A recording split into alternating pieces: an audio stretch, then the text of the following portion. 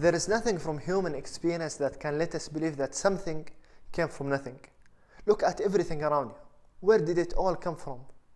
Imagine if we're traveling through the natural surroundings of the beautiful desert and we stumble across this mobile phone just lying there on the sand, and you ask yourself where it came from. Someone tells you, take a look at the basic components of this mobile phone.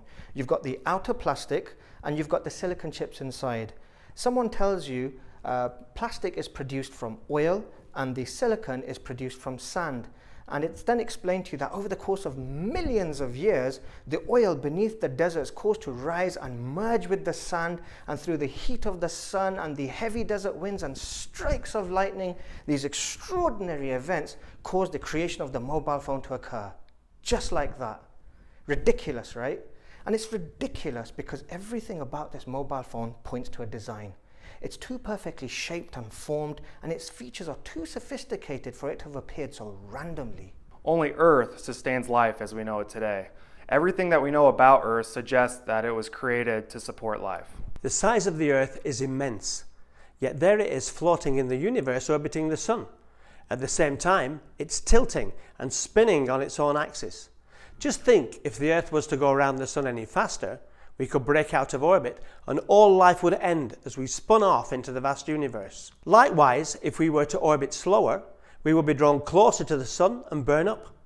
If the angle at which the Earth is tilted was a few degrees off, then we would not have our seasons and we would suffer all sorts of disasters affecting the weather, crops, animals, and the food we rely on for survival.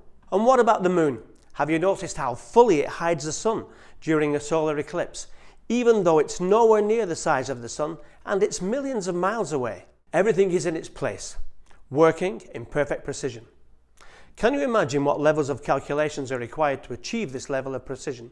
Just like we're not prepared to accept a mobile phone appearing in the desert through random events, there's no way the whole universe, the galaxies, the stars, its complex systems ordered with such precision occurred through events of randomness or from nothing. And the same can be said about the existence of human beings. And this brings me to something that God says in his final revelation, where he says, "Were they created by nothing? Or were they themselves the creators? Or were they the creators of the heavens and the earth? Nay, but they are sure of nothing." The existence of God is the most plausible explanation and a very rational conclusion from all other ideas. If you force yourself to sit back and think about how we got here and all the things that fit together just perfectly on our planet, it's just very incredible. Just our atmosphere alone, the reason we can breathe is because the nitrogen and the carbon dioxide and the oxygen just fit together perfectly. All the things from all the different landscapes, from the mountains to the jungles, to the deserts, to the oceans, all the different kinds of animals and different kinds of fish.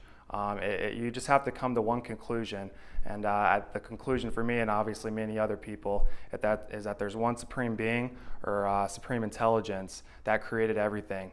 And once you come to this conclusion, you have to believe that he controls everything. And for me, it's just very, very soothing and comforting knowing this. It's perfectly rational and reasonable to link what we see in the design and the reality of order with intelligence, power, and will. It proves the existence of an intelligent and creative being, and that can only be what we understand to be God. And who is God?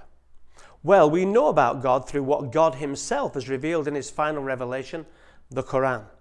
In it, God states, "Say, he is Allah, the One.